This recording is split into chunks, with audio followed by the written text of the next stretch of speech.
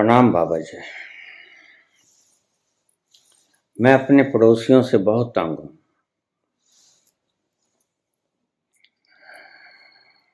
पड़ोसियों के घर के पास कोई गोदाम है, पड़ोसियों का ही गोदाम है। हर वक्त ट्रक खड़े रहते हैं, अनलोडेड होते हैं, फिर नए आ जाते हैं। दिन भर रात यही काम चलता है। मैंने बहुत बार कहा है, भाई ट्रकों को आगे पीछे कर लिया करो, लेकिन वो मानते नहीं। आदमी डडल्लेदार हैं। मैं क्या करूं? ध्यान में बाधा पड़ती है, शोर शराबे के अंदर ध्यान नहीं लगता। कोई उपाय बताएं।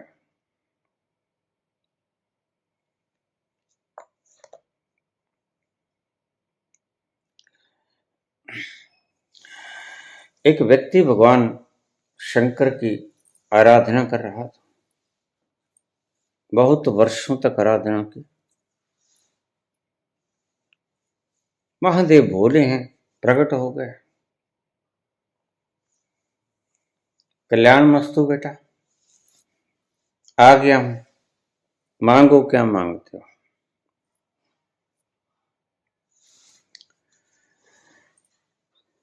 बाबा, मैं आपसे ये मांगता हूं कि मुझे इतना धन दे दे, इतना धन दे दे कि मैं खूब बड़ी सी बिल्डिंग बना लूं, अच्छी कारें खरीद लूं,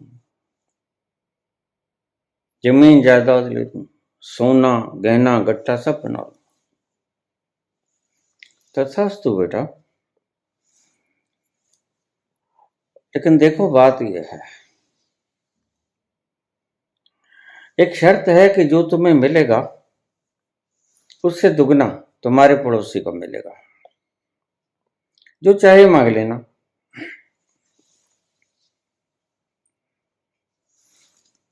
पड़ोसी की बड़ी दिक्कत होती है।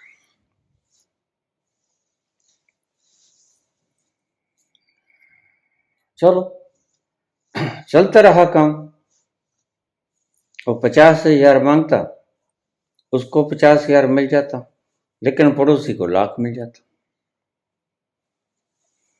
वो खूब अमीर हो गया और पड़ोसी उससे ज्यादा अमीर हो गया, दुगना अमीर हो गया। उसने कहा, ये तो झंझट, ये मैंने तब क्या किया, ये तो तब पड़ोसी ने किया। जब फल उसको मिल रहा है तो तब मैंने कहां किया, ये तो पड़ोसी ने किया। जितना मैं मांगता हूं उससे दुगना पड़ोसी को मिल जाता है, मुझे भी मिलता है। सोचने लगा, धर्मपत्नी के पास बैठ के अपना दुख साझा कर रहा। हालांकि दुख तो कोई था ना, जो मांगता था मिल जाता था, पड़ोसी को दुगना मिल जाता था। क्या तकलीफ है इसमें? तुम ज्यादा मांग लो, इसलिए कम मांगने लगा कि पड़ोसी को ज्यादा मिल जाएगा, कम ही मांग लो। चलता रहा। एक दिन तरकीब आई मन में। उसने कहा, ऐसी बात नहीं बनेगी। मैंने तो 3 मंजिला डाला, इसने 6 मंजिला डाल दिया। मैं बढ़िया कार लेके आया हूं, ये 2 कार बढ़िया ले आया। तो आग लग जाती है भीतर।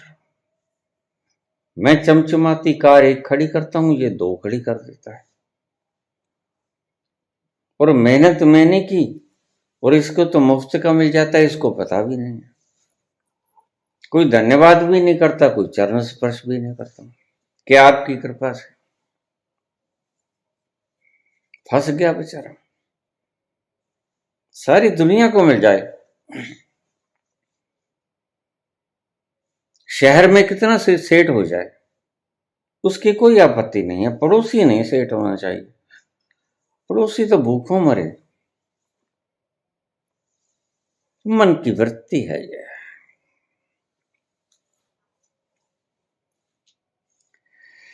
एक दिन एक आइडिया दिमाग में आया, जो मुझे मिलेगा उससे दुगना पड़ोसी को मिलेगा। बैठ गया, धूप दीप कर लिया, पाठ पूजा किया, पूरे भगवान ऐसे कर, हमारी सबकी एक आंख फोड़ दे। ये भी कोई वरदान हुआ? हमारी सबकी एक आंख फोड़ दे।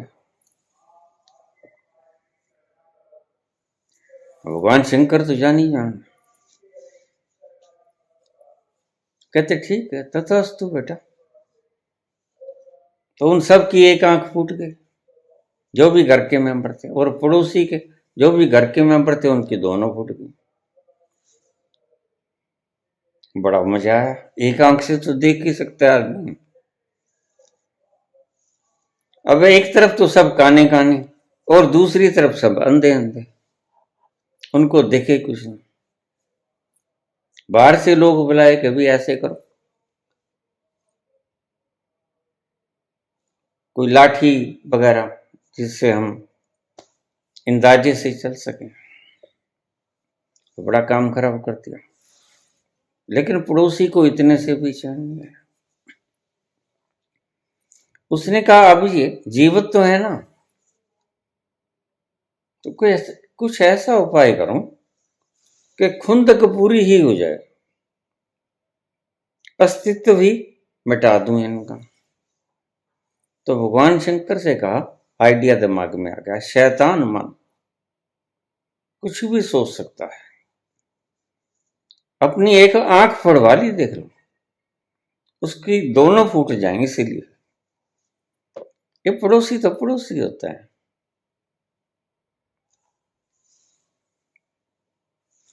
तो कहता भगवान अब बाहर अंदर भी वो लोग जाया करें बेचारे, लाठी को लेके ढूंढते डांटते, कोई सब्जी लेके आने, कोई सामान लेके आना, कितनी देर अंदर बैठे रहेंगे इतने लोग। 6-7 मेंबर थे परिवार के, सभी गए काम से, अंधे हो गए।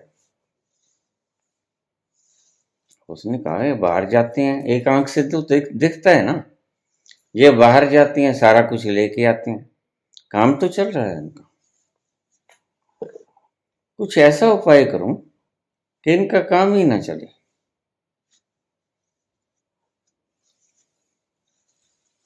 आखिर एक दिन दिमाग में आई बात, और प्रपोजल दिमाग में आई तो चारपाई से उछल गया।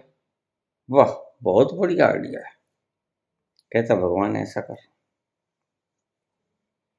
मेरे घर के आगे एक बड़ा सा कुआं खोदता है।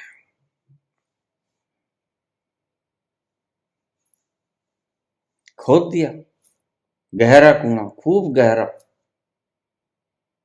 जिसमें से पानी निकल आए। एक कुआं खुद गए, पड़ोसी के 2 कुआं खुद गए।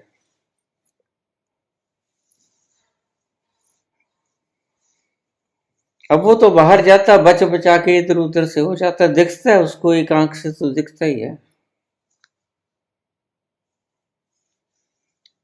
काने को कौन सा नहीं दिखता, अंधे को नहीं दिखता। तो काना तो एक आंख से इधर उधर देख के निकल जाता, लेकिन वो अंधे, उनको तो पता नहीं 2 कुएं खुद गए हैं, और गहरे गहरे। तो बाहर जाते गए, बाहर जाते गए, धड़म धड़म धड़म धड़म, सब गिर गए, किसी को पता न चला।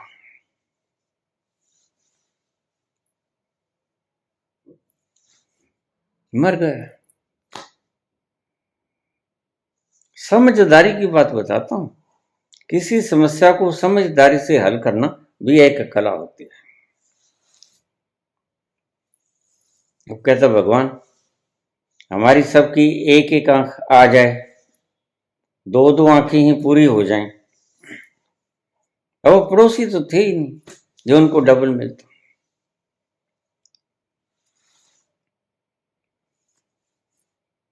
ऐसा हाल हुआ। पड़ोसी बड़ा तकलीफ देता है, लेकिन तुम्हें ये नहीं पता कि पड़ोसी के कारण ही प्रतियोगिता होती है। पड़ोसी ने 2 मंजिला डाल लिया तो तुम्हारे भीतर भी भिन्न बनाहट होती है कि हम 3 मंजिला कैसे डालें। पड़ोसी ने डाल लिया 2 मंजिला।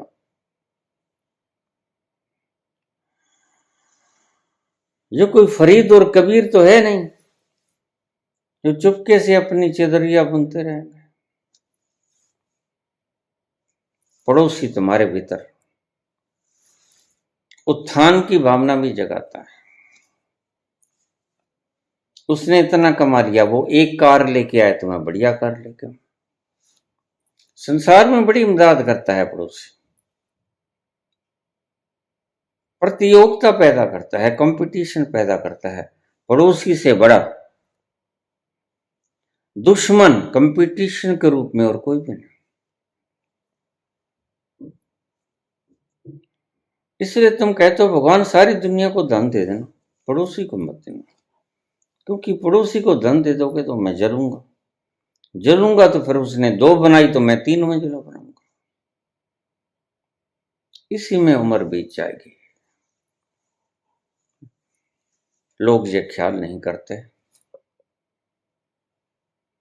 जब तुम इतना सा खटका भी सहन नहीं कर सकते तो ध्यान में कैसे जाओगे। कानों की आवाज को भी सहन नहीं कर सकते, आवाज बाहर है, आवाज मेरे से परे है, तुम इतना भी फासला नहीं कर सकते तो शरीर मेरे से परे है, मन मेरे से परे है, ये फासला कैसे कर पाओगे। तो बड़ा मुश्किल मामला है। और चले हो आध्यात्म की यात्रा पर।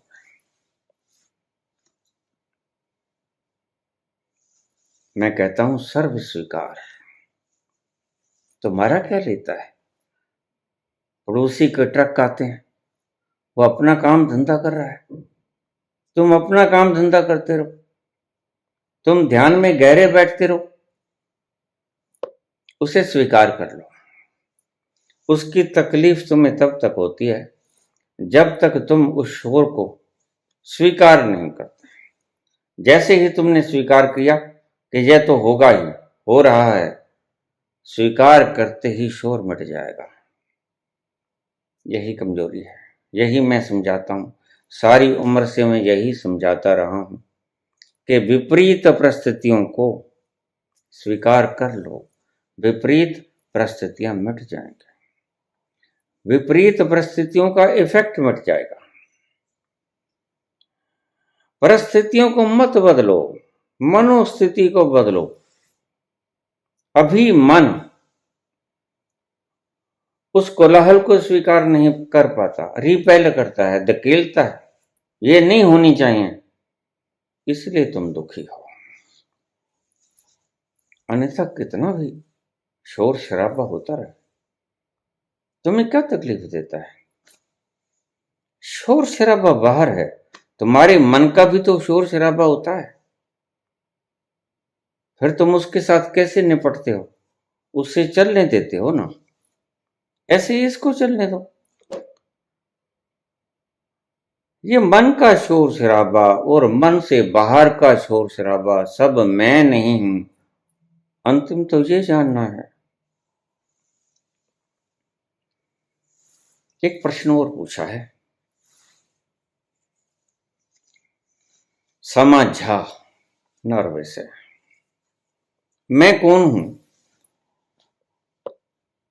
यह आखिरी सवाल कैसे है और इसका जवाब का उत्तर आखिरी कैसे है, क्योंकि प्रश्न के बीच में यह भी आता है, तो साथ ही निपटाता चलो। मैं कौन हूं जिस दिन तुम्हें यह पता चल गया, उस दिन तुम्हारी सब व्याधियां, सब कलेश, रोग, संताप, चिंताएं, चिंतनाएं, कर्ज, फर्ज, मर्ज सब समाप्त हो जाएंगे। जिस दिन तुम्हें पता चल गया कि मैं हूं कौन, उस दिन कोई रोग नहीं रहेगा, कोई विपत्ति नहीं रहेगी,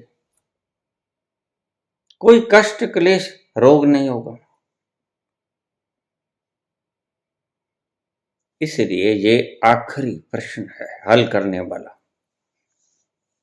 आखिरी कह लो या प्रथम कह लो, अध्यात्म के मसले में ये प्रथम भी है और आखिरी भी है। अध्यात्म सिर्फ एक प्रश्न का उत्तर जानने को है, सिर्फ एक और सिर्फ एक। संसार बहुत से प्रश्नों का उत्तर मांगता है। अब संसार के प्रश्नों को हल करने वाले देख लो, ये लाखों वीडियोस भी बना देंगे तो भी कम पड़ेंगे। रोज हालात बदलते हैं, रोज संसार बदलता है, नई नई घटनाएं होती हैं, और नई नई घटनाएं होती हैं तो इनको विषय मिल जाते हैं और विषयों के ऊपर ये चर्चा करेंगे। कहलाते हैं आध्यात्मिक, चर्चा करते हैं संसारिक विषयों की। शमा झा ने पूछा है, मैं कौन हूं? यह आखिरी सवाल कैसे है और पहला भी कैसे है? यह पहला भी है और आखिरी भी है। सिर्फ इसी को जान लेना, to know thy self, who am I, is the first and last question in spirituality. आध्यात्मिकता में सबसे आखिरी सवाल भी है और सबसे पहला सवाल भी है।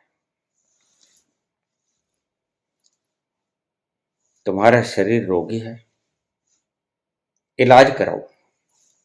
दर्द हो रहा है, इलाज कराओ। तुम दरिद्र हो, कंगाल हो, शादी नहीं हो रही, बच्चों की शादी नहीं हो रही, इलाज करो, ढूंढो।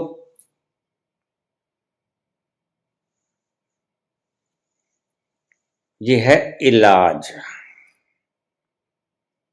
और जिस दिन तुमने जान लिया कि मैं कौन हूं, उस दिन इलाज विलाज की कोई जरूरत नहीं रहती, क्योंकि समस्या ही खत्म हो जाती है। समाधान क्या करोगे? अपने आप को जान लेने से समस्याएं समाप्त हो जाती हैं, यानी समस्याओं का समाधान हो जाता है। इसलिए जो अपने भीतर चला गया उस अवस्था को कहते थे समाधि। आज भी समाधि ही कहते हैं, जहां समाधान हो जाए वो समाधि।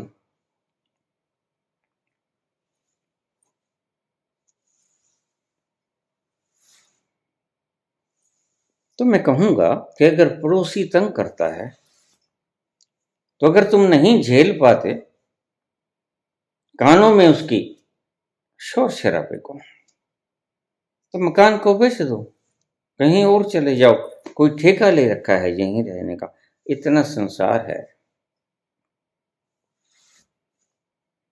और कोई घर खरीद लो। तुम्हारा मुख्य मुद्दा ध्यान में जाना है,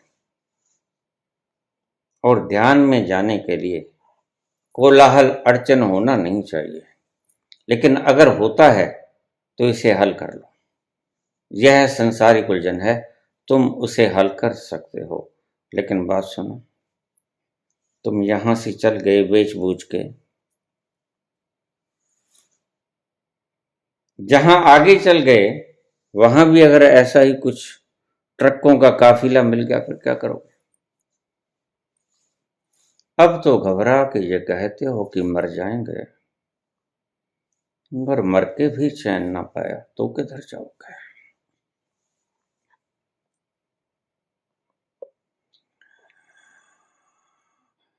ध्यान, बाहर कोलाहल होता रहे, सर्कमस्टेंसेस जो भी हों, whatever these are, कोलाहल है, शोर शराबा है, गाड़ियां रेलवे स्टेशन के करीब है, गाड़ियां आती जाती हैं, हर वक्त शोर शराबा होता ही रहता है, जमीन थर्राती ही रहती है। उस कोलाहल में भी अपने भीतर उतर जाने का नाम है ध्यान। और अगर तुम इस चीज में निष्णात हुए, सब जगह कोई ना कोई तो बाधा मिलेगी।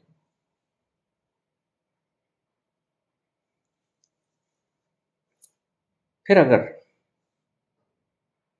नहीं तुम्हारा मन सहन कर सकता तो इसको बेच दो। तुम्हारा अपना मकान है, इसको बेच दो, कहीं और ले लो, किसी और एरिया में ले लो, जहां धूम धड़के ना हो, जहां शांति हो। बड़े स्थान ऐसे हैं जो निर्जन वन की तरह है। यह कोई समस्या नहीं। अगर तुम ऐसे में काट सकते हो तो बहुत अच्छा है, अगर नहीं काट सकते तो इसको बेच के कहीं और ले लो। अपने मूल उद्देश्य से भटको मत। अगर ये शोर शराबा तुम्हें भटकाता है तो इस शोर शराबे को खत्म कर दो, इस मकान को बेच दो, किसी और जगह चले जाओ।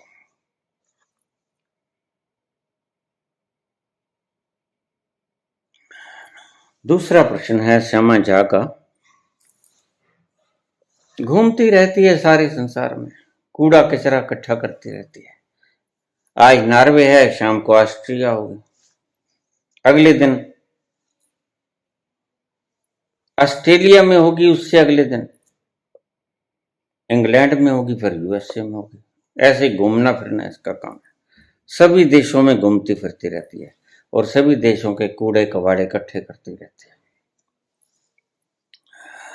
कैथार्सिस करने का वक्त ही नहीं मिलता, क्या करें। प्रश्न ही प्रश्न है भीतर। स्वप्न, सुषुप्ति और जागृति, ये तीनों अवस्थाओं के बारे में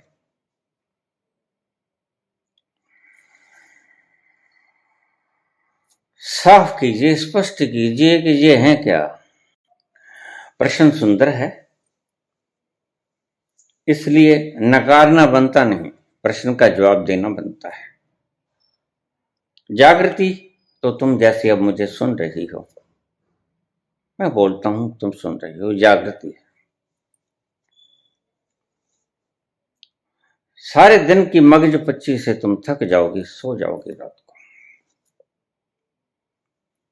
सोते वक्त तुम कहां जाओगे? तुम्हें कुछ पता है उस ठिकाने का जहां रोज व्यक्ति जाता है, जब से जन्म लिया है। बच्चा सोता ही रहता है, 24 घंटे सोता है। धीरे धीरे नींद घटती है, 22, 20, 18 घंटे पे आ जाती है। धीरे धीरे नींद घटती जाती है।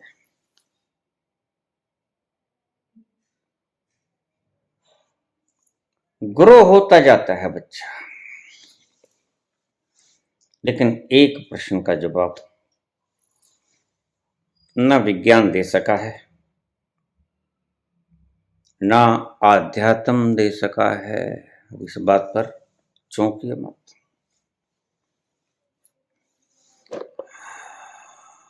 अध्यात्म भी इस सवाल का जवाब नहीं दे सकता कि तुम जाते कहां। सुषुप्ति में तुम कहां जाते हो?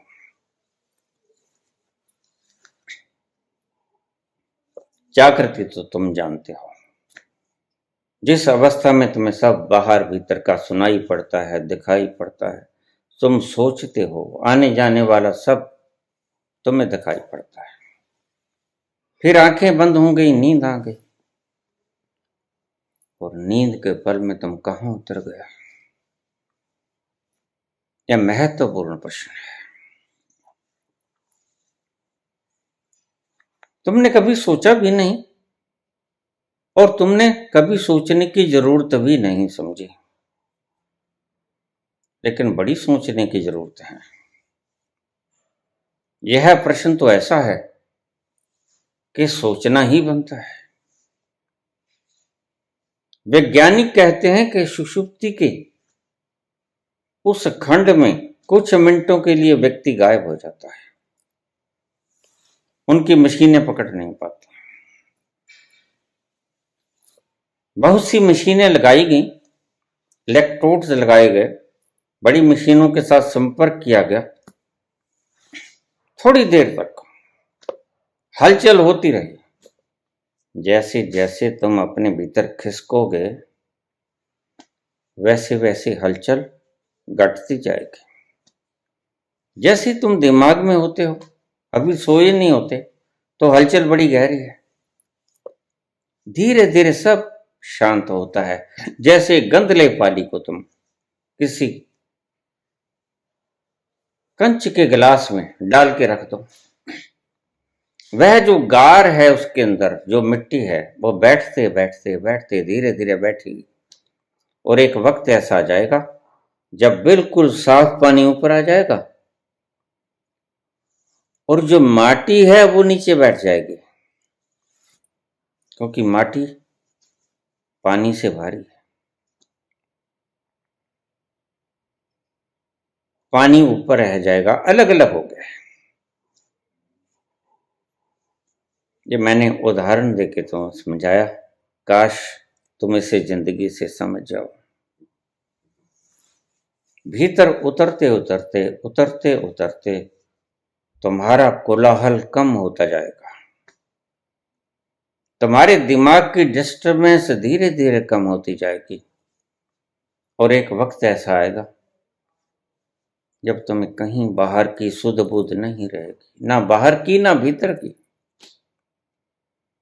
तुम उस मकाम में चले जाते हो रोज, जिस मकाम की मैं बात करता हूं ध्यान में जाने के लिए, तुम वो रोज खंगालते हो। तुम्हारा सफर रोज का सफर है, लेकिन वो बिल्कुल ऐसे है जैसे तुम्हारी आंखों पर किसी ने पट्टी बांधी हो। और ध्यान का सफर ऐसा है जैसे तुम खुली आंख से उसी पथ पर चलते हो जिस पथ पर तुम नींद में चलते हो। नींद में भी तुम उसी पथ पे जाते हो और उसी सफर पे होते हो, और ध्यान में भी तुम उसी पथ पे जाते हो और उसी सफर पे होते हो। कोई फासला नहीं है, कोई दो रास्ते नहीं है, भीतर तो रास्ता एक ही है। नींद तुम्हें सिखाती है कि किसी तरह अगर तुम इस तल पर पहुंच जाओ जिस पर जाकर तुम्हें कोई सुध बुध नहीं रहती, यह सुख है। तुम्हें क्या बीमारी है तुम्हें कोई पता नहीं, उस अवस्था में तुम्हें याद नहीं रहता। मीना मीना दर्द भी होता है तो वो भी नहीं याद रहता, भूल जाते हो। तुम तभी उठते हो जब दर्द तुम्हें क्षमता से अधिक हो जाता है, बर्दाश्त से बाहर हो जाता है। सहजता में अगर तुम अपने भीतर जाओ तो तुम पहुंचोगे सुषुप्ति के उस मुकाम पर। ध्यान से समझना, प्रश्न तो पूछ दिया क्षमा, लेकिन ध्यान से समझना। धीरे धीरे तुम अपने भीतर उतरते जाओगे, उतरते जाओगे, रोज उतरती हो, आज की बात नहीं। भीतर उतरते उतरते उतरते उतरते उस तल पे पहुंच जाओगी जहां कोई हलचल नहीं। कुछ देर के लिए वैज्ञानिकों के इलेक्ट्रोड्स भी संकेत भेजना बंद कर देते हैं, जैसे हमारी ईसीजी की मशीन नहीं होती। ईसीजी की मशीन ऊपर नीचे लकीरें खींचती रहती, और अगर लकीरें न खींचे, सपोर्ट सीधी लाइन आ जाए, तो फिर इसका मतलब क्या है? राम नाम सत्य है।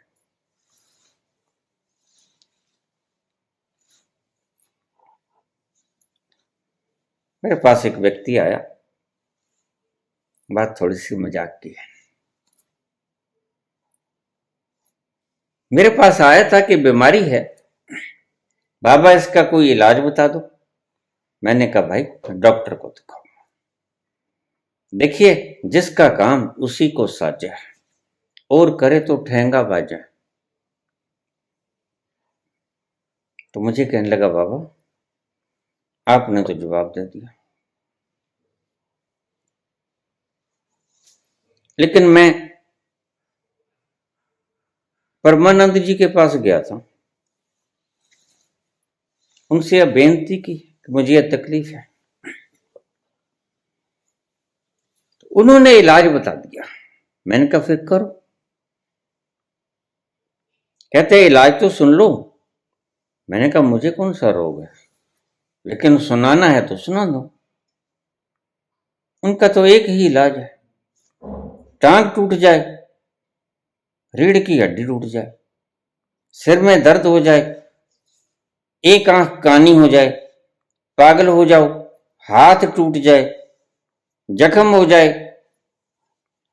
कोई बीमारी हो जाए, वो निमोनिया हो चाहे कैंसर हो, उनका तो एक ही इलाज है। मैं तुम्हें बता देता हूं कौन सा इलाज है बाबा उनका।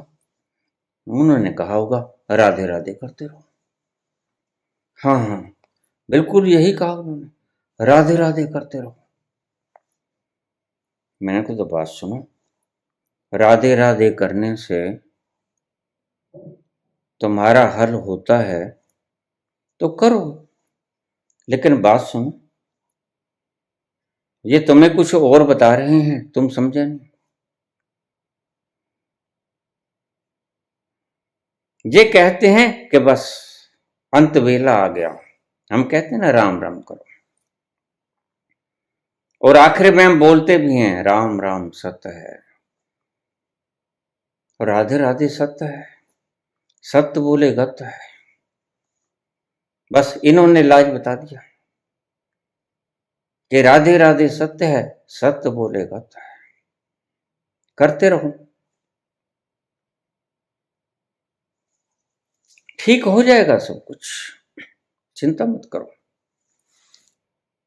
क्योंकि जब प्राण पखेरु उड़ जाते हैं तो सब ठीक ही हो जाया करता है। तो इलाज बिल्कुल सही है, समझने वाले समझते हैं।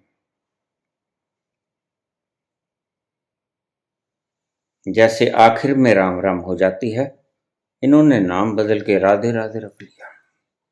जैसे डॉक्टर आखिर में ये नहीं कहता कि ये मरने वाला है, ये नहीं कहता, ध्यान से सुनना मेरी बात को। आखिर में डॉक्टर के जब समझ से बाहर हो जाता है इलाज, तो वो क्या कहता है, घर ले जाओ सेवा कर लो। अब भला सेवा क्या होती है भाई, इसे तो होश ही नहीं, ये तो कोमा के अंदर है, इसकी क्या सेवा करें। कुछ जान हो, कुछ दुखता हो दवा दें, कोई दवा दे दें, जो है ही कोमा में उसकी क्या सेवा करेंगे। बस उनकी सेवा का मतलब यही है कि अब ये राधे राधे हो जाएगा, राधे राधे ये कहा है उन्होंने, तुम देख लो, राधे राधे करवाना है तो राधे राधे करते रहो। इलाज तो डॉक्टर के पास ही होगा अगर वो करेगा तो।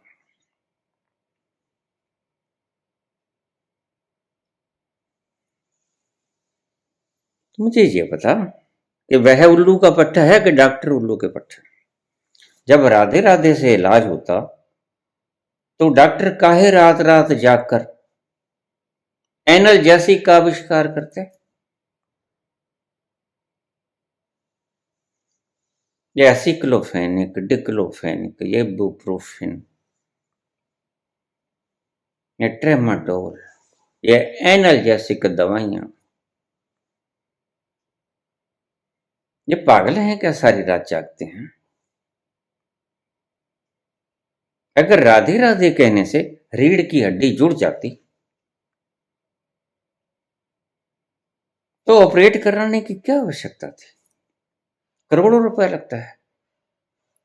पर जितना आप इनके विरुद्ध बोलोगे, इनके विरुद्ध नहीं, ये असत्य के विरुद्ध बोलना है, ध्यान रखना।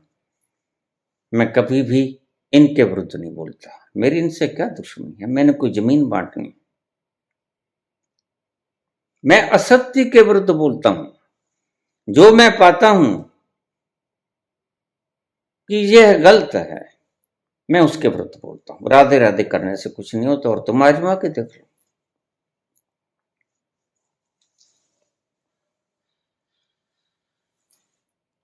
उन्नीस सौ 70 से लेके 81 तक कितने साल हो गए? 11 साल हो गए। 11 साल मैंने निरंतर राम राम का जप किया। 11 वर्ष। बड़ी माला होती मेरे पास, लंबी 1000 वाली। बस मेरा और कोई काम धाम नहीं था। घर से मैं फ्री था, कोई काम नहीं, कोई धाम नहीं। कहीं जा रहा हूं परचेज करने के लिए तो राम राम राम राम राम राम। और 11 वर्ष बीत गए। एक रात में सोया हुआ था,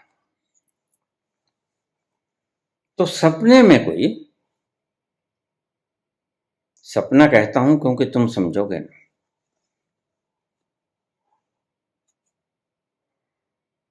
देखने में एक राजनीतिक व्यक्ति लगे, कांग्रेसी टोपी डाली हुई।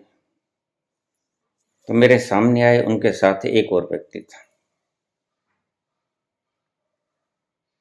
मुझे पता नहीं था उनका क्या नाम है। उन्होंने मुझे जगाया, मैंने आंखें खोली, मैंने हाथ बांधे। प्रणाम है प्रभु, तुम कौन हो? कहते तुम ऐसे करो, तुम दिल्ली आ जाओ, दिल्ली कल ही आ जाओ।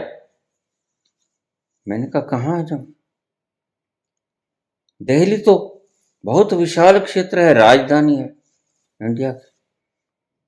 मुझे कहने लगे रिंग रोड पे आ जाना, और यहां के एक व्यक्ति का नाम लिया कि मैं उसका गुरु हूं, उनसे पूछ लेना, वो तुम्हें ले आएंगे। अजूबी सी बात थी। राम राम कर रहा था। 81 का सन था, और राम राम इतना किया कि रोम रोम में राम राम हो गया, और वैसे भी राम राम ही हो गया। मैं आपको ईमानदारी से कहता हूं, मैं ऐसा नहीं बोलता हूं। मुझे कुछ नहीं मिला, और जब कुछ नहीं मिला तो उसे ही कहते हैं अष्टावक्र के भोगने से वैराग्य होता है, क्योंकि भोगने से दुख होता है। मुझे मिला तो कुछ नहीं, सिर जरूर दुखने लग गया। सारे दिन वही राम राम राम राम राम राम। क्या बकवास हुई। कुछ नहीं मिला, कोई आनंद नहीं, कोई शांति नहीं, बस एक जड़ता। राम राम करने से, राधे राधे करने से व्यक्ति जड़ता को प्राप्त होता है। मैं जड़ हो गया हूं जैसे। आनंद जैसा कोई नामो निशान नहीं। बेहोशी जैसी अवस्था थी, इसलिए मैं कहता हूं जैसे मैं जड़ हो गया। लेकिन उस वक्त इतना पता नहीं था। 81। तो मैं सुबह उठ के उस व्यक्ति के घर में गया। मैंने कहा सारी बात बताइए। ऐसे तुम्हारे गुरुजी मेरे पास आए रात को, कहते दिल्ली आ जाओ। काम धाम कुछ नहीं बताया।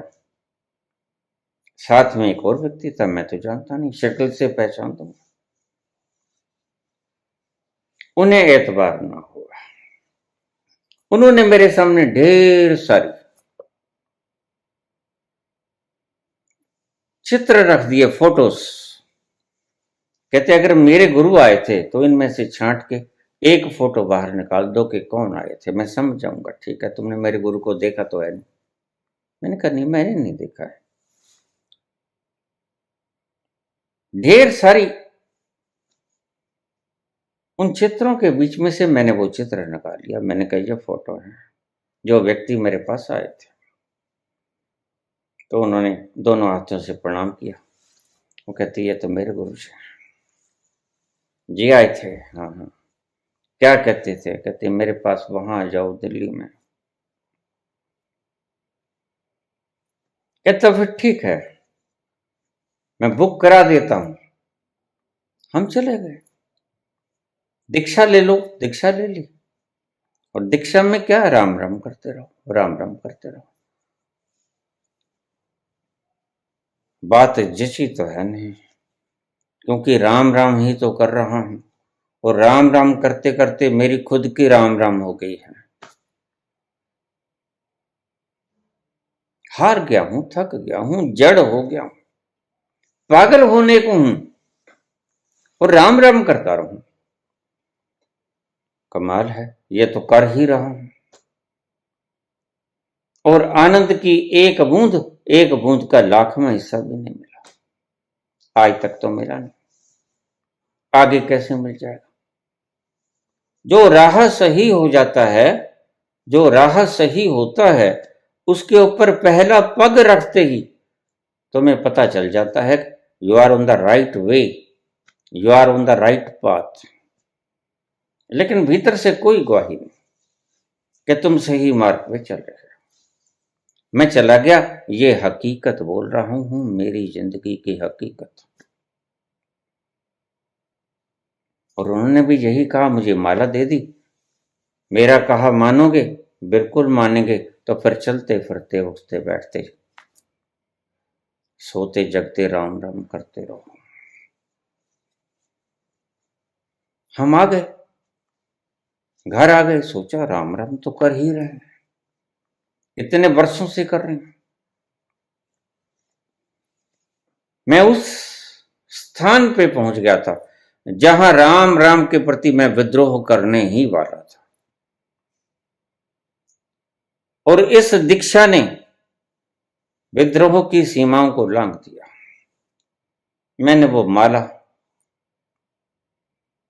रख दी कि नहीं, बात नहीं बनेगी, और गुरु जी को लिख दिया कि अपनी दीक्षा वापस ले लो, क्योंकि जो तुमने दिया वो तो मैं 11 वर्ष से लगातार कर रहा हूं, कुछ नहीं मिला। लेकिन फिर भी मैंने गुरु से दीक्षा वापस दे दी कि आप अपनी दीक्षा को वापस लो, मैं इस मार्ग पे नहीं चलूंगा। ये शोर है, राम राम शोर है, जैसे राधे राधे शोर है। और ऐसे पागल मुझे बहुत मिल जाते हैं, 5 नाम सुनाने वाले, 1000 नाम सुनाने वाले। 5 नाम 5 गुना शोर है, राम राम 2 गुना शोर है, राधे राधे 2 गुना शोर है। ये शोर हैं, लेकिन आखिरी क्षण तक मुझे समझ नहीं आया कि मुकाम मिलेगा कैसे। तड़प बड़ी गहरी है, मुझे कुछ नहीं सूझ रहा था।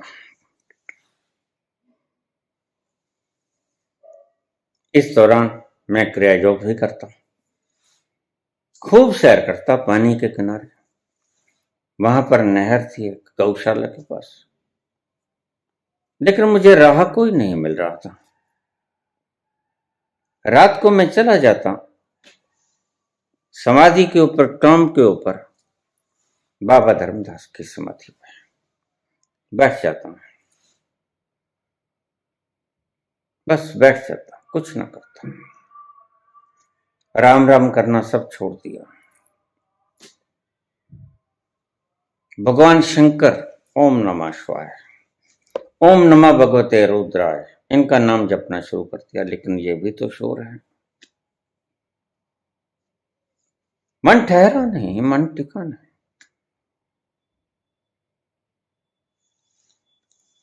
लेकिन प्यास भीतर से बढ़ती गई, जैसे जैसे वक्त बीतता गया वह मिला नहीं, तड़प बढ़ती गई, गहरी होती गई तड़प।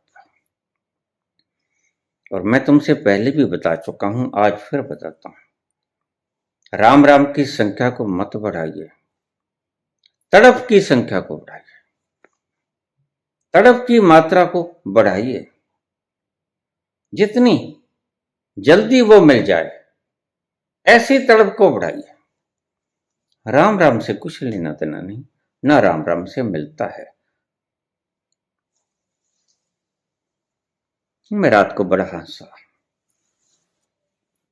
बड़ा हंसा, मैं झूठ नहीं कहता, खूब हंसा। मैंने कहा देखो वो पागल, वो कहता राधे राधे करता रहो, सब ठीक हो जाएगा। और मैंने हाथ के ऊपर हाथ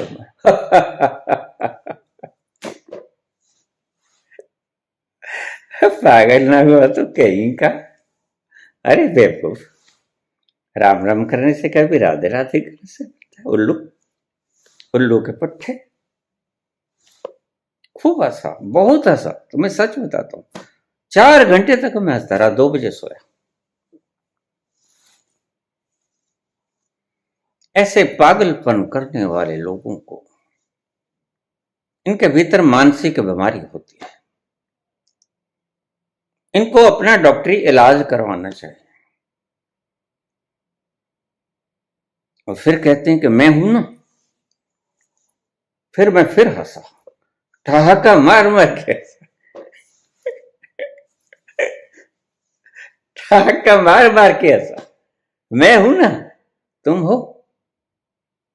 अरे पागल, तुझे ये नहीं पता कि कितनी देर का धड़म से गड़बड़ोगे, मार कर गोली गिरा ली जाएगी, बेमुहूर्त के उठा ली जाएगी, जब तेरी डोली निकाली जाएगी, बेमुहूर्त के उठा ली जाएगी, जब तेरी। मैं हूं ना, कब तक हो भाई? लज्जा नहीं आती, शर्म नहीं आती तुमको ये शब्द कहते हो? कुछ तो शर्म करो। तुम्हें पता है किसी को कुराह पे डाल देना बहुत बड़ा पाप है, और किसी को राधे राधे कहने से कभी कोई आनंद मिला है? तुम छोड़ो किसी की बात, मैंने तो खुद कह कह के देख लिया है। मैं सुनी सुनाई, लिखी लिखाई बातों पे यकीन ही नहीं करता। I am scientific mind. मैंने खुद अपने अनुभव से मैं गुजरा, और मैंने पाया कि ना राम राम में, ना किसी नाम में कुछ नहीं है। वह नहीं मिलता जिसे तुम आनंद कहते हो, मदमस्ती कहते हो, वो नहीं मिलता। मूर्छा मिलती है, एक पागलपन मिलता है। अकाउंट जोड़े जाओ, लोगों ने बैंक बना रखे हैं राम राम के, राधे राधे के। क्या होगा इससे? कहते वहां कैश कराएंगे, वहां तुमने देखा है, होता भी है। लोग मुझे गालियां निकाल देते हैं, नर्क में सड़ोगे। मैं कौन से? कहते कुंभी पाक में। ठीक, मतलब तुम्हें पता है कि कुंभी पाक होता है? तो कितनी देर बता के आए तुम? जो खुद बता के आया उस नरक के भीतर, वही तो बता सकेगा कि कुंभी पाक नरक होता है। पुरानों किताबों पर तो विश्वास करना ठीक नहीं है। अपने अनुभव से कही हुई बात ठीक होती है।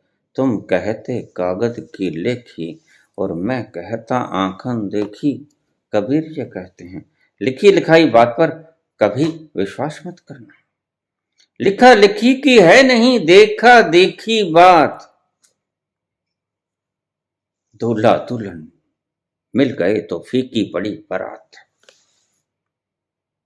लिखा लिखी की है ही नहीं, यह तो देखा देखी बात है। आजमाइश करो, और तुम कहते हो कि नर्क में जाओगे। तो फिर तुमने कितनी देर जाके आए भाई? एक्सपीरियंस तो होगा ही, तभी तो कह रहे हो कि कुंभी पाक नरक में जाओगे। कितनी देर लगा के आए हो?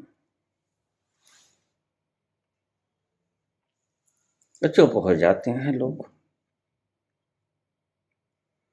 ऐसी ऐसी बातों में हिंदुस्तान, मुझे ऐसा लगता है हिंदुस्तान का सारा विश्व पागल खाना हो गया है।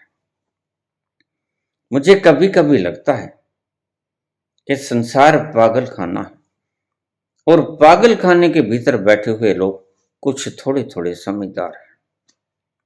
अब तो ऐसा लगने लग गया है। सुषुप्ति, तुम धीरे धीरे भीतर जाओगे। बाहर बड़ा कोलाहल है बुद्धि का, बड़ी बड़ी बातें हैं। दिन में तुमने कोई बॉस से झगड़ा हो गया, कोई तू तड़ाक हो गया, कोई बातचीत हो गई, और घूमता रहेगा। धीरे धीरे तुम शिथिल छोड़ते रहोगे उस पानी की तरह जो गिलास में रखा था, मटमैला पानी।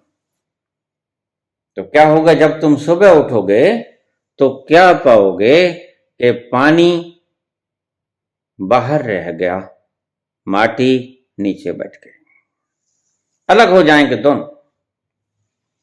बस रात यही होता है, रात यही होता है। तुम अपने भीतर चले जाते हो, सारा कूड़ा कबाड़ा तुमसे अलग हो जाता है। यह प्रोसेस है जो तुम्हें बताती है प्रकृति रोज, कि उस जगह पहुंच जाओ। और ये अनुभव की बात है, ये किसी शास्त्र की बात नहीं बोल रहा हूं, ये तो तुम सबने अनुभव की है। कोई व्यक्ति ऐसा नहीं जिसने इसका अनुभव ना किया हो। नींद का अनुभव बना किसने नहीं किया बताओ? ये वो अनुभव है जो बिल्कुल सभी इसके साक्षी हो सकते हैं और कह सकते कि हाँ, नींद में हम गए और बिल्कुल कोई पता न चला। वहां कोई फिक्र नहीं था, कोई चिंता नहीं थी, शरीर को कोई रोग था तो उसका पता नहीं था, मैं कौन हूं यह भी पता नहीं था, और दिन में क्या क्या हुआ यह भी पता नहीं था। सुषुप्ति अवस्था में तुम इतनी गहरी अवस्था में होते हो शांति की, कि वहां पत्ते की भिनभिनाहट भी नहीं होती। मैं अक्सर कहा करता हूं, वो आ रहे हैं, सांसों जरा आहिस्ता चलो। वो आ रहे हैं, सांसों जरा आहिस्ता चलो। दिल की धड़कनों से भी इबादत में खलल पड़ती है, इतना भी शोर ना हो। परम मौन, परम मौन, मौन नहीं परम मौन। और मौन से शुरू करना पड़ेगा, बिल्कुल ऐसे जैसे रात को तुम सोए थे, तुम मौन में हो गए थे, तुमने बोलना बंद कर दिया था, तुम शांत हो गए थे। मौन से शुरू करना पड़ेगा। और कहां चले गए? परम मौन में। और उन घंटों का तुम्हें कुछ नहीं पता कि तुम इतनी देर कहां रहे। किसी को पता हो तो मुझे बता देना, किसी वैज्ञानिक को पता हो, किसी संत को पता हो, किसी ऋषि को पता हो तो मुझे बता देना कृपा। किसी को भी पता नहीं है, सब गप है। जिसकी छांव तले बैठ के परम सुकून मिलता है, सारी रात तुम बैठे रहते हो और उस सुकून को पीते रहते हो। वो सुकून एनर्जी का दूसरा नाम है। जैसे कमजोर व्यक्ति के हम डेक्स्ट्रोज की बोतल लगा देते हैं, वो एनर्जेटिक हो जाता है। जिसमें एनीमिया है, हम ब्लड की थैली लगा देते हैं, ब्लड बढ़ जाता है, काम करने के योग्य हो जाता है वो व्यक्ति। उस तत्व के पास जाके, उस तल पे जाकर एनर्जी तुम्हारी चारों ओर तुम्हें घेर लेती है और तुम्हें रिचार्ज करना शुरू कर देती है। सारे दिन में तुमने अपना रिचार्ज खत्म कर लिया, तुम डिस्चार्ज हो गए, तुम खाली हो गए। खाली हो गए तो थक गए, और थक गए तो तुम चूर होके तुमने छोड़ दिया, और जब छोड़ दिया तो तुम अपने गहरे में उतरना शुरू हो गए। ये सूत्र है, छोड़ देना सूत्र है, मैंने बहुत बार समझाया। जैसे रात को सोते वक्त तुम छोड़ देते हो सब कुछ, और छोड़ने का परिणाम ये कि तुम वहां उतर जाते हो जहां शांति होती है। अगर वही फार्मूला जो प्रकृति हमें रोज सिखाती है रात को, तुम दिन में आजमाना शुरू कर दो, जब भी तुम्हें कोई थोड़ी सी फुर्सत के लम्हे मिले, तुम अपने आप को छोड़ दो। सब सोच, सब चिंताएं, सब चिंतनाएं, सब विचार, सबको छोड़ दो। तुम धीरे धीरे अपने गहरे में उतरते जाओगे। ऐसे दिन में 10-5 बार रिचार्ज हो जाओ।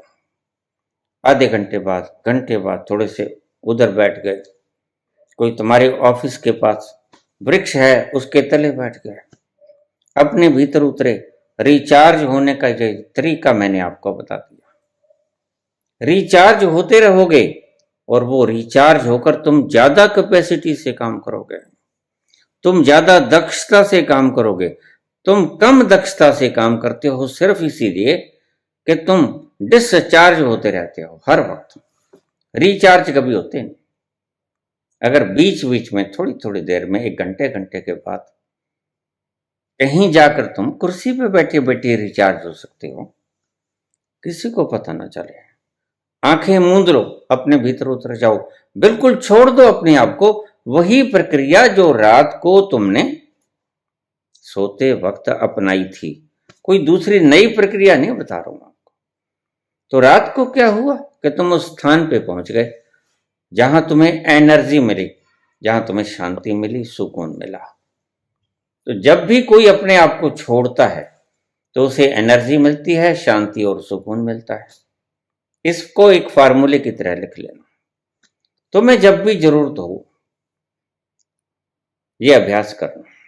जब तुम थक गए हो, बैठे बैठे, कहीं भी बैठे हो, दुकान पे बैठे हो, ऑफिस में बैठे हो, तुम इस प्रक्रिया को दोहराते रहो, और तुम जैसे ही बाहर आओगे तुम पाओगे कि तुम चार्ज हो गए, ज्यादा बढ़िया ढंग से तुम डील करने लगे। तुम खिजे हुए हो, झुंझलाए हुए हो, इसका और कोई मतलब नहीं। इसका मतलब है तुम डिस्चार्ज हो गए हो। तो अपने भीतर जाओगे, रिचार्ज होगे, तो लोगों से अच्छा व्यवहार करना शुरू कर दोगे। और अगर दुकानदार ग्राहक के साथ अच्छा व्यवहार करता है तो ग्राहक संतुष्ट भी रहता है और खुश भी रहता है। ऐसे ही अगर तुम ऑफिस में बैठे बैठे अपने आप को रिचार्ज करते रहोगे, कानों कान किसी को खबर नहीं होगी, तो तुम्हारा बॉस तुमसे प्रसन्न रहेगा, तुम्हारी तरक्की हो जाएगी, तुम जल्दी तुम ही बॉस हो जाओगे। तो पूछा है शमा ने, जागृति क्या है? जागृति तो यही है जो हम देखते हैं दिन में। उसके बाद सुषुप्ति क्या है? सुषुप्ति है जब हम छोड़ देते हैं, उस तल पे पहुंच जाते हैं कुछ घंटों के लिए, और सुबह उठकर हम कितने फ्रेश होते हैं। क्या हुआ? एनर्जी मिल गई, एनर्जेटिक हो गए, हम शक्तिमान बन गए। और फिर बाहर आते हैं। अब समझिए, जब सुषुप्ति से आप जागृति की तरफ जाते हो, जब जागृति से आप सुषुप्ति की तरफ जाते हो, तब आपको कोई स्वप्न नहीं आता। क्यों? क्योंकि आप थके होते हो। थका हुआ व्यक्ति स्वप्न नहीं देख सकता। लेकिन जब तुम सुषुप्ति से जागृति की तरफ आओगे सुबह, जब जागने की वेला होगी, और देखिए ब्रह्म मुहूर्त नाम की कोई चीज नहीं होती, इस पागलपन में मत पड़ना। इन पागलों ने बेड़ा गर्क कर दिया है धरती का। इन्हीं के कारण आज अमेरिका इंसोमनिया से पीड़ित है। अमेरिका का, हिंदुस्तान ही इंसोमनिया से पीड़ित हो गया। करीब 3/4 ऑफ द वर्ल्ड इंसोमनिया से पीड़ित है। नींद नहीं आती, और अगर नींद नहीं आती और भूख नहीं लगती तो तुम मृत के बराबर हो। जिसको नींद नहीं आती वो जल्दी ही पागल हो जाएगा, और जिसको भूख नहीं लगती वो कुछ खाएगा नहीं, बचेगा नहीं, जल्दी ही मर जाएगा। ये दो चीजें अति आवश्यक है तुम्हारे जीवन में। नींद खत्म कर दी इन लोगों ने, और ये बड़ाई करते हैं, बड़ाई करते हैं। वो एक कहता कि मैं तो 2 बजे उठ जाता हूँ, 2:30 बजे उठ जाता हूँ, और दूसरा मूर्ख कहता है कि मैं तो 12:30 बजे उठता हूँ। तो 12:30 उठ के हम फिर चक्कर लगाते हैं सड़कों का, और लोग हमारे दर्शन को आ जाते हैं। लोग तो पागल ही हैं। देखिए, नादान व्यक्ति पागल ही हुआ करता है, पागल के समान हुआ करता है, उसको पता ही कुछ नहीं। जब उसको दिशा ही तुमने दिखाई है मूर्खों ने, तो समझदार बनेंगे कहां। अब ये भी कोई बात हुई, अगर डॉक्टर के पास तुम्हारा चूकना टूट गया और डॉक्टर के राधे राधे करते रहो, तो ये कोई अच्छी बात है? तुम लोगों को गुमराही कर रहे हो ना, और तुम्हें शर्म भी नहीं आती। तुमने सारी दुनिया को पीड़ित कर दिया इंसोमनिया से। सोने वाले, तुझे सोने का सलीका ना है। सोने वाले, तुम्हें सोने का सलीका नहीं। रात सोने के लिए है या जगाने के लिए? तुम खुद भी नहीं सोते और दूसरों को जगाने में लग जाते हो। क्यों भाई, उन्होंने बेचारों ने क्या कसूर किया है? तुमने तो कोई काम धाम करना नहीं। तुम तो पीली पट्टी लगा लोगे, दाढ़ी को पीला लगा लोगे, और तुम्हारे पास तो लोग दुखी सुखी आते रहेंगे। सारी दुनिया दुखी, सारी दुनिया दुखी है। नानक दुखिया सब संसार। लोग आएंगे और तुम जो भी कुछ तुम्हारे से बकवास होगा वो बोलते जाओगे। इलाज तुम्हारे पास है नहीं, क्योंकि तुम इलाज की उस तह में उतरे नहीं जहां इलाज होता है, जहां समाधान होता है, वहां तुम उतरे नहीं। I can say with full confirmation, मैं ऐसी ही बातों को बोला नहीं करता।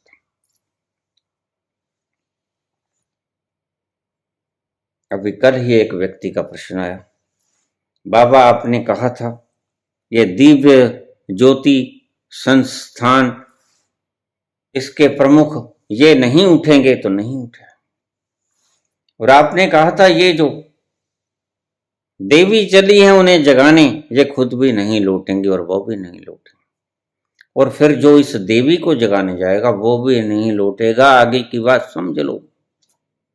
ये पागलों की संस्था इकट्ठी हुई है। मैंने कहा वो नहीं लौटेगा। वह मर गया, अपनी पूर्ण आयु भोग के मर गया। 68 साल का था वो जब मरा, आशुतोष शिव महाराज। और क्या 500 साल जीना था उसने? और तुम कहते हो वो समाधि में गया है, और 10 साल की समाधि में गया। कभी ऐसा हुआ है? धरती पे एक उदाहरण है ऐसी, सिर्फ एक एग्जाम्पल तुम देते हो, वो 6 महीने के देते हो, और वो जो 6 महीने के एग्जाम्पल तुम देते हो वो भी पूरे सैकड़ों लोगों की ड्यूटी लगा के गया था कि मेरे सभी चक्रों को निरंतर एनर्जी देते रहना। फिर कहीं सुरक्षित वो वापस लौटा था, और तुम कोई एनर्जी नहीं देते, उसको बर्फ में डाल रखे हो, जैसे एवरेस्ट के ऊपर कोई आदमी पड़ा रहे। उसको होलिया तो नहीं बिगड़ेगा, लेकिन वो जिंदा नहीं हो सकेगा। मैंने उस दिन भी कहा था, करीब 2.5-3 साल हो गए, कहां उठा वो? उसकी पलक तक नहीं झपकी, और फिर हम तो डूबे हैं सनम, आपको भी ले डूबेंगे। यह एक और साध्वी चलेगी, उसको लाने गई थी, मैं लेके आती हूं। हम तो डूबे हैं सनम, आपको भी ले डूबेंगे। यह भी बेचारी गई, और अगर कोई और भी कोशिश करेगा, मेरी बात को लिख लो, कोई फर्क लगे तो मुझे दंडित कर देना। वो भी चली जाएगी और वो भी नहीं लौट पाएगी और ये कभी नहीं उठेगा। मैंने उस दिन भी कहा था और इतनी ही कॉन्फिडेंस होके कहा था, ये कभी नहीं लौटेगा।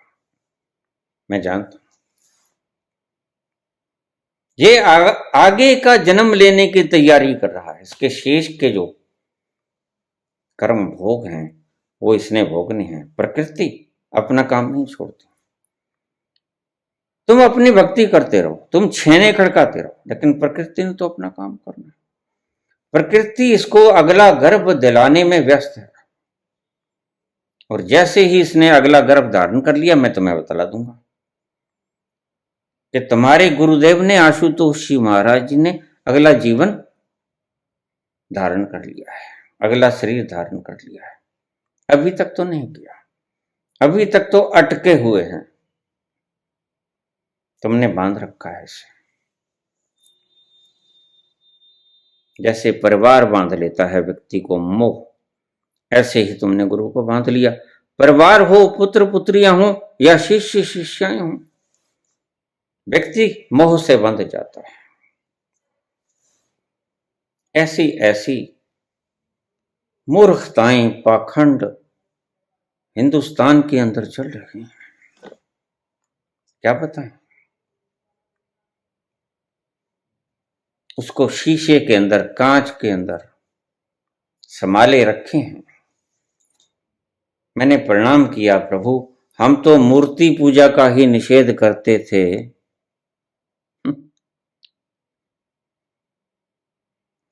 स्वामी दयानंद तो मूर्ति पूजा का ही निषेध करते थे, यहां तो मुर्दा पूजा होनी शुरू हो गई। हम तो मूर्ति पूजा को रोते थे, यहां तो मुर्दा पूजा ही होना शुरू हो गया। कितने साल से मुर्दा पूजा हो रहा है और तुम इस आशा में बैठे हो और तुम गुजर जाओगे। मेरी आज की बात हृदय के ऊपर लिख लेना। तुम बारी बारी से तुम विदा होते चले जाओगे, यह नहीं उठेगा। जब तुम बाहर आती हो क्षमा, तो फिर स्वप्न आता है। सुषुप्ति से जागृत में आने तक, क्योंकि तुम पूरे एनर्जेटिक होते हो, तो तुम you can see the dream, तुम स्वप्न देख सकते हो, क्योंकि अब तुम जागृत हो, अब तुम एनर्जेटिक हो। रात को थक गए थे, तब तुम जाते जाते सपना नहीं देख सकते थे। अब तुम एनर्जेटिक हो, तुम सपना देख सकते हो और तुम्हारे मनस पटल पर जो सपना चलता है वो तुम देख लेते हो। यह लौटते वक्त का पड़ाव है।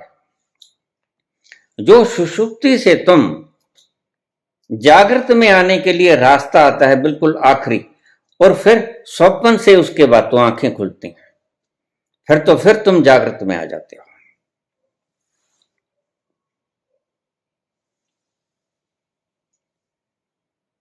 ये सारी प्रक्रिया है। प्रश्न तो और भी रह गया है, क्षमा, लेकिन यह प्रश्न मैं बहुत बार जवाब दे चुका हूं और तुम मेरी सारी वीडियोस को देखती हो। तुम पिछली वीडियोस को जाके खंगालना, तुम्हें इसका जवाब मिल जाएगा। धन्यवाद।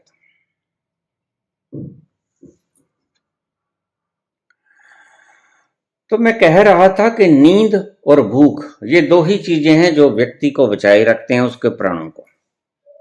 अगर किसी व्यक्ति को मारना हो तो नींद छीन लेना, क्योंकि ये दोनों आपस में इंटरकनेक्टेड हैं।